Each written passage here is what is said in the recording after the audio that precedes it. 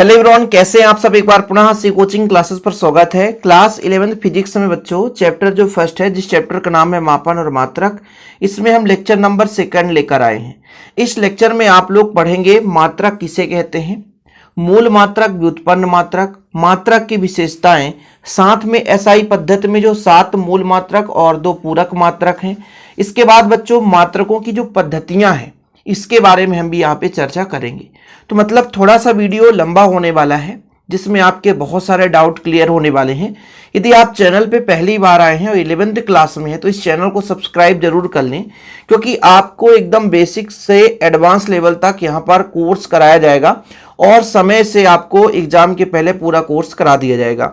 इसके पहले हमने जो वीडियोस दिया है वो प्लेलिस्ट में मिल जाएगा। बच्चों, आप लोगों से एक गुजारिश है कि आप लोग प्लेलिस्ट में जितने भी वीडियोज है उन्हें क्रम से देखेंगे, तब आपको अच्छे तरीके से समझ में आएगा। इसके बाद भी जो वीडियो जाएगा वो प्लेलिस्ट में अपलोड हो जाएगा और इसके पहले भी जो हमने वीडियोस दिया है वो प्लेलिस्ट में मिल जाएगा। तो चलिए शुरू करते हैं बच्चों। इस चैप्टर का नाम ही है मापन और मात्रक। तो मापन की आवश्यकता क्यों पड़ी, इसको हमने इसके पिछले लेक्चर में डिटेल से समझाया था कि हम किसी वस्तु को खरीदना चाहते हैं भारत में और उसी वस्तु को विदेश में भी खरीदना चाहते हैं, तो उस वस्तु को हम किसी एक निश्चित माप के बिना हम मांगेंगे तो कोई फिक्स मात्रा नहीं रहेगा, उसका क्वांटिटी फिक्स नहीं रहेगा। हमें यहाँ पर मान लीजिए 3 ग्राम दिया गया, वहां पर 25 ग्राम दे दिया गया, पैसे ज्यादा लिए गए जबकि हमको जरूरत 3 ही ग्राम था। तो ऐसे में भाई साहब एक निश्चित मानक की जरूरत पड़ी, जिस मानक के आधार पर सभी व्यक्ति उसी वस्तु को समान रूप से देख सके, समझ सके, लेन देन कर सके। इसलिए मापन की आवश्यकता हुई और मापन के लिए हर एक वस्तु को एक निश्चित माप को मान लिया गया। जैसे माना गया कि फ्रांस के पेरिस में, फ्रांस जो पेरिस है बच्चों, उसमें सेवरस नामक स्थान पर एक प्लेटिनम और इरिडियम का एक मिश्र धातु रख दिया गया कि ये 1 किलोग्राम के बराबर है। तो आज भी उतने ही मान में हम 1 किलोग्राम मान के चलते हैं। दुनिया में कहीं भी चाहोगे यदि आप 1 किलोग्राम शुगर यानी शक्कर मांगोगे तो उतना ही मिलेगा। ये क्यों हुआ? क्योंकि मापन की देन है। किसी वस्तु को फिक्स मानक रूप में मान लेना ही मापन कहला जाता है। अब देखो, थोड़ा सा आप लोगों को मन में डाउट आएगा कि ये मापन है क्या।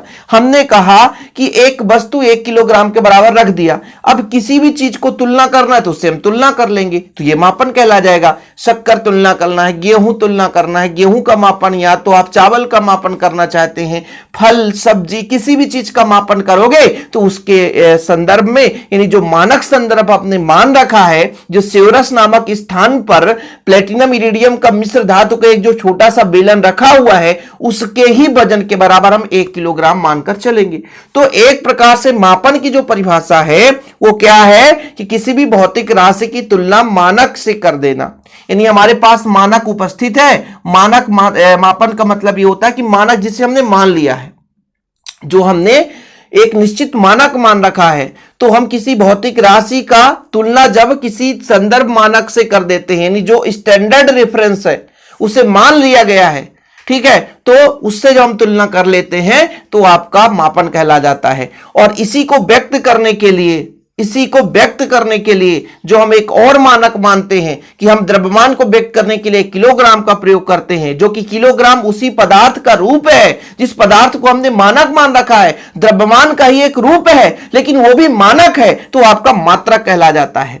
तो मात्रक की कई प्रकार से परिभाषाएं मिलेंगी। एक प्रकार से तो यह परिभाषा है कि किसी भी भौतिक राशि के मापन के लिए उसी प्रकृति की भौतिक राशि की एक निश्चित मात्रा को मापन का मात्रक कहते हैं। कहने का तात्पर्य कि जैसे हमने कहा कि सेवरस नामक स्थान पर 1 किलोग्राम का ही वो वस्तु है, तो हम उस वस्तु को एक प्रकार से मात्रक मानकर चलते हैं कि वो 1 किलोग्राम है, जबकि वो भी वजन ही है, वो किसी पदार्थ का ही बना हुआ है, एक भौतिक राशि ही है। तो हम जिस भौतिक राशि का मात्रक निकालना चाहते हैं तो उसकी तुलना हम उस भौतिक राशि से ही कर देते हैं जो वहां पे रखा हुआ है। थोड़ा सा ये माइंड में घूम जाता है, माइंड में बार बार घूमता कि है क्या चीज। मैंने कहा एक मानक मान लिया, किसी वस्तु की तुलना उससे कर दिया, मापन कहलाया। अब उस मापन को व्यक्त करने के लिए निश्चित मात्रा को हम कुछ ना कुछ लिखेंगे, जो मानक मानेंगे वो आपका मात्रक कहला जाता है। दूसरी परिभाषा ऐसे भी है बच्चों कि किसी भौतिक राशि के मापन के लिए प्रयुक्त संदर्भ मानक को, किसी भौतिक राशि के मापन के लिए प्रयुक्त संदर्भ मानक को भी हम एक उस भौतिक राशि का मात्रक कहते हैं। जैसे लंबाई का मीटर हो जाता है, द्रव्यमान का किलोग्राम है, ठीक है, ये चीज है। समय का सेकेंड हो गया, सेकेंड से मापते हैं। विद्युत धारा को एम्पियर से मापते हैं।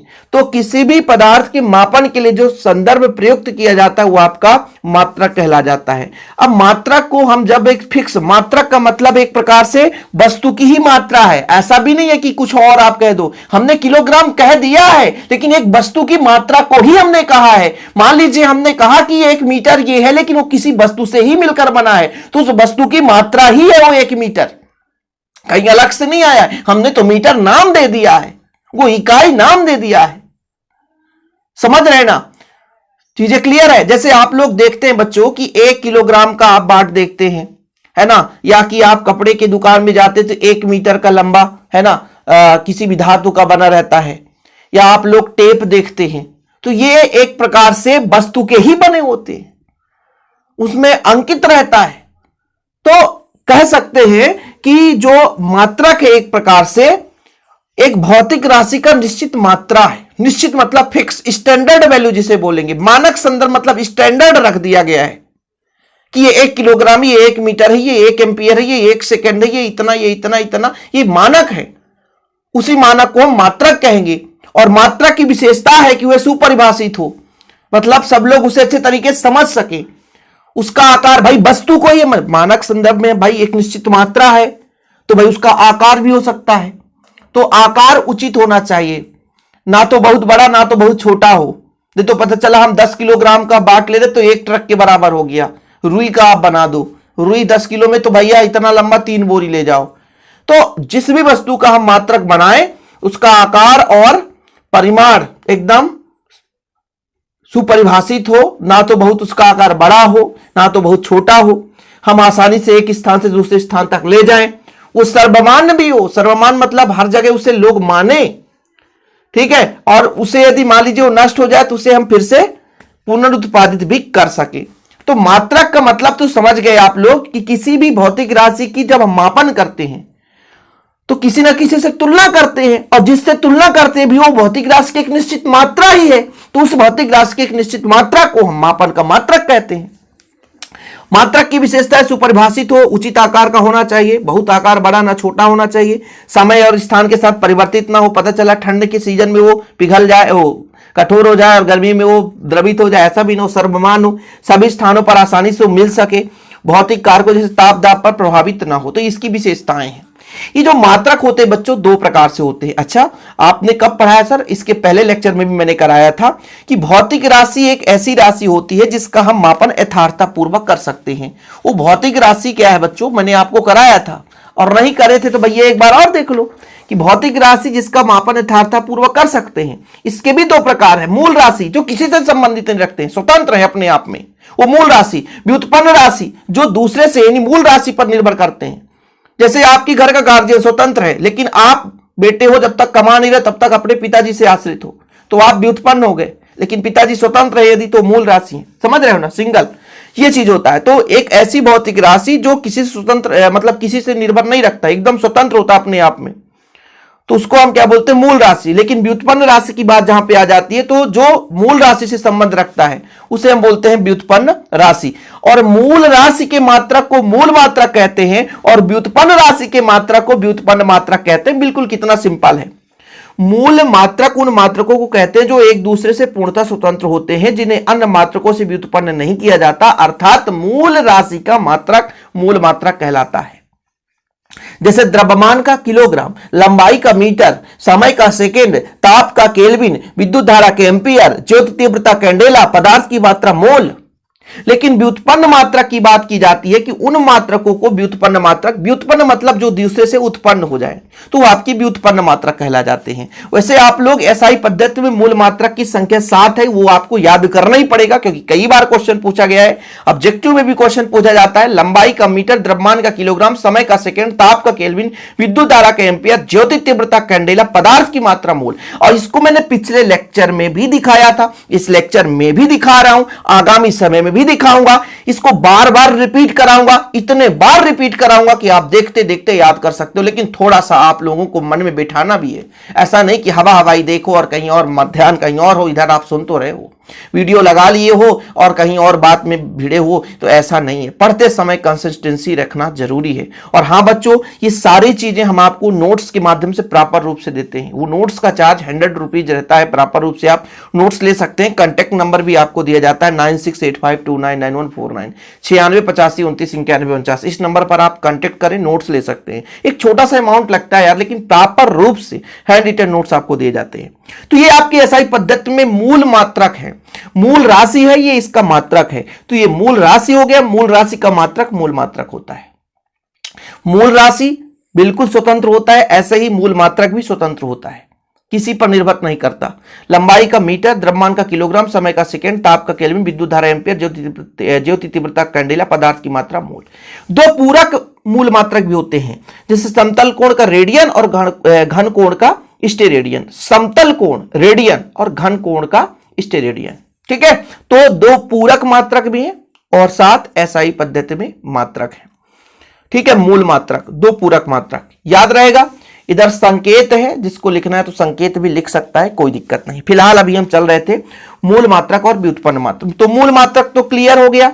ये चीजें हैं कि मूल राशि का मात्रक मूल मात्रक है, दूसरे स्वतंत्र रहता है, मतलब अपने आप एकदम फुली स्वतंत्रता रहती है उसके पास।